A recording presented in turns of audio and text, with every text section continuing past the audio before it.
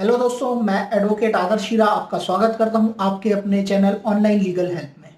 दोस्तों, आज हम एक टॉपिक पर डिस्कशन करने वाले हैं। ये टॉपिक आरटीआई से रिलेटेड है या राइट टू इंफॉर्मेशन एक्ट 2005 से रिलेटेड है। आप कैसे इसके अंतर्गत एक एप्लीकेशन फाइल कर सकते हैं और किसी भी पब्लिक ऑफिस से इंफॉर्मेशन ले सकते हैं। दोस्तों, जानकारी के लिए बने रहिए हमारे साथ। इस चैनल को अभी तक अगर आपने सब्सक्राइब नहीं किया है तो ऊपर बेल आइकन बना हुआ है, बेल आइकन को दबाइए और इस चैनल को सब्सक्राइब कर लीजिए। और अगर वीडियो अच्छा लगे तो लाइक जरूर कीजिएगा। दोस्तों, हम सभी जानते हैं किसी भी पब्लिक ऑफिस से अगर इंफॉर्मेशन निकालना है तो ये बहुत ही कठिन काम था। 2005 से पहले तो एक पब्लिक ऑफिस से इंफॉर्मेशन लेना हमारे लिए बहुत ही कठिन था। हमको कई बार ऑफिस में जाना पड़ता था, कोई कानून नहीं था कि आपको दी भी जाएगी इंफॉर्मेशन या नहीं दी जाएगी। 2005 के बाद से कानून में बदलाव आया जब राइट टू इंफॉर्मेशन एक्ट आया, जिसके अंतर्गत आप किसी भी पब्लिक ऑफिस में जाके वहां से डिटेल्स निकाल सकते हैं। अब दोस्तों, आपका एप्लीकेशन कैसे फाइल करेंगे, एप्लीकेशन के साथ आपको क्या क्या चीजें लगानी होंगी। दोस्तों, एप्लीकेशन के साथ सिर्फ आपको एक 10 रुपए का स्टैम्प पेपर लगाना होगा। दोस्तों, ये स्टैम्प पेपर की फी आपको कैसे पे करनी है ये भी मैं आपको बताऊंगा अभी आगे इस वीडियो में, कि आप इसको नॉर्मली पे कर सकते हो या आपको स्टैम्प पेपर ही लेना जरूरी है, या आप इसको ऑनलाइन भी पे कर सकते हो। दोस्तों, इस एप्लीकेशन फॉर्म आपको कहीं भी मिल जाएगा, इंटरनेट पे आप ढूंढिए आरटीआई के फॉर्म के नाम से, आप इस फॉर्म को ढूंढेंगे, जनरली आपको किसी भी वेबसाइट पर मिल जाएगा। आप उसको डाउनलोड कर लीजिए। प्रिस्क्राइब मैनर में फॉर्म दिया हुआ है, आप उस फॉर्म को भर लीजिए और उसके बाद उसमें 10 रुपए की आपको फीस लगानी होगी।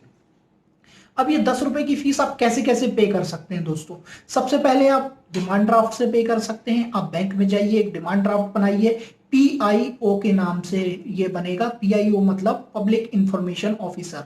हर स्टेट के ऑफिस में एक पब्लिक इंफॉर्मेशन ऑफिसर होता है जिसको कि आप अपनी आरटीआई सौंपते हैं, तो उसके नाम से ही आप बनवाएंगे। या आप उनसे बात कर लीजिए कि किसके नाम से ड्राफ्ट बनना है, तो आप एक ड्राफ्ट बना सकते हैं।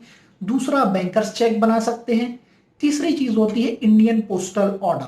आपको 10 रुपए की फीस पे करना है, आप जाइए डाकघर से 10 रुपए के पोस्टल का कार्ड्स आप खरीद लीजिए या 10 रुपए का पोस्टल ऑर्डर आप वहां से खरीदिए और उसके साथ आप उसको अटैच कर दीजिए।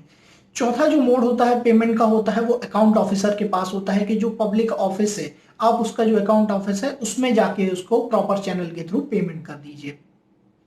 नेक्स्ट, कुछ ऐसे भी पेमेंट के पोर्टल्स खुल गए हैं, जैसे सेंट्रल गवर्नमेंट के ऑफिस हैं जो कि दिल्ली में सिचुएटेड हैं और आप मध्य प्रदेश में हैं या कहीं पर भी हैं ऑल ओवर इंडिया, तो आप वहां से भेज सकते हैं। और इसके साथ साथ आप ऑनलाइन मोड से भी पेमेंट कर सकते हैं, चाहे वो क्रेडिट कार्ड से हो चाहे डेबिट कार्ड से हो।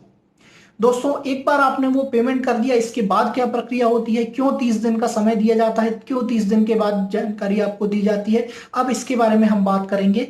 जैसे ही आप उसको वो एप्लीकेशन सौंपते हैं, उसका दायित्व होता है कि 30 दिन के अंदर वो आपको वो इन्फॉर्मेशन प्रोवाइड कर ले। सबसे पहले वो अपने ऑफिस में उस इन्फॉर्मेशन को सर्च करेगा, उस इंफॉर्मेशन को निकलवाएगा। उस इंफॉर्मेशन को निकालने के बाद वो उसके कंप्लीट पेजेस काउंट करेगा। दोस्तों, उसके बाद वो उसकी कॉस्ट को एवेल्युएट करेगा और उसके बाद वो आपसे बताएगा कि इसकी इतनी कॉस्ट है। अगर वो कॉस्ट आप उसको पे करेंगे तो उसके बाद वो आपको उसकी फोटोकॉपीज प्रोवाइड कर सकता है। साथ साथ अगर इलेक्ट्रॉनिक फॉर्म में जानकारी है तो आपसे वो दूसरे खर्चे लेकर आपको इलेक्ट्रॉनिक फॉर्म में प्रोवाइड कर सकता है। अब किस तरह से खर्चे होते हैं, क्या क्या खर्चे होते हैं, कैसे कैसे आपको कॉस्ट लगेगी। दोस्तों, अगर पर पेज का फिक्स प्राइस है गवर्नमेंट के लिए, वो होता है 2 रुपीज पर पेज।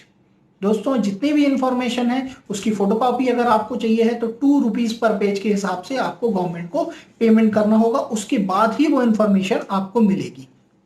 नेक्स्ट, अगर आप किसी पब्लिक रिकॉर्ड का ओनली इंस्पेक्शन करना चाहते हैं दोस्तों, तो इंस्पेक्शन करने के लिए फर्स्ट आवर में कोई भी फीस नहीं है, पहले घंटे के लिए कोई भी फीस नहीं है। नेक्स्ट आवर से 5 रुपए, 5 रुपीज ओनली आपको पर आवर के लिए लगेगा और उसके हिसाब से आपको वहां पर पेमेंट करनी पड़ेगी।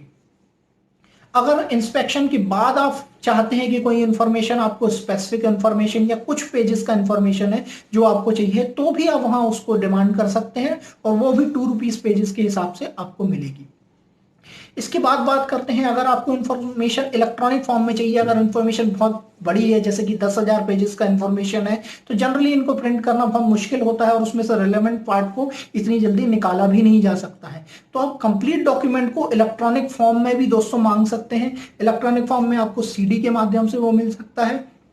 इसके साथ साथ आप चाहें तो वो आपको पेन ड्राइव में भी दे सकते हैं। बट दोस्तों, यहां पर जो सीडी का कॉस्ट है या फिर जो वो पेन ड्राइव को खरीदने का कॉस्ट है वो आपको पे करना पड़ेगा। दोस्तों इसके बाद हम बात करते हैं कि अगर 30 डेज का पीरियड बीत चुका है, आपको एक इंफॉर्मेशन पब्लिक ऑफिस से गई हुई है कि आपकी जानकारी रेडी है, लेकिन अगर आपको इतना अमाउंट पे करना पड़ेगा, उसके बाद आपको ये जानकारी दी जाएगी। अगर वो जानकारी आपको 30 दिन के अंदर नहीं दी जाती है तो प्रिस्क्राइब टाइम पीरियड है, आप जानते हैं कि आप अपील कर सकते हैं।